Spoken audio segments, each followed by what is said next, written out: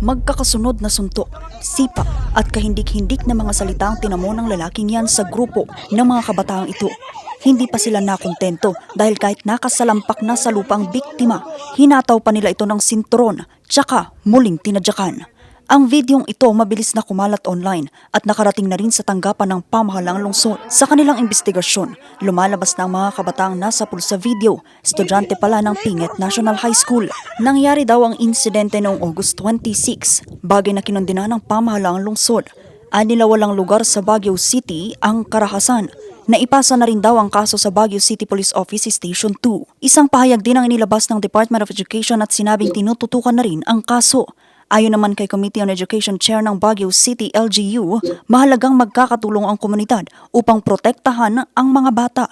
Ito po ay nangangailangan ng tinatawag nating whole of community approach. Involvement ng ating mga pamilya, ng komunidad, ng mga non-government organizations, and of course ng ating lokal na gobyerno.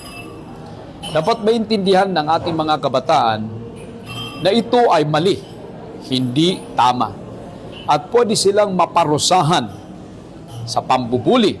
Pakiusap naman ng mga otoridad patungkol sa kaso, iwasan na raw ang pagpapakalat pa nito. Samantala iniimbestigahan na rin ang kaso ng bullying sa loob ng Baguio City National High School, kung saan inaasahang sasailalim sa psychological intervention ang biktima.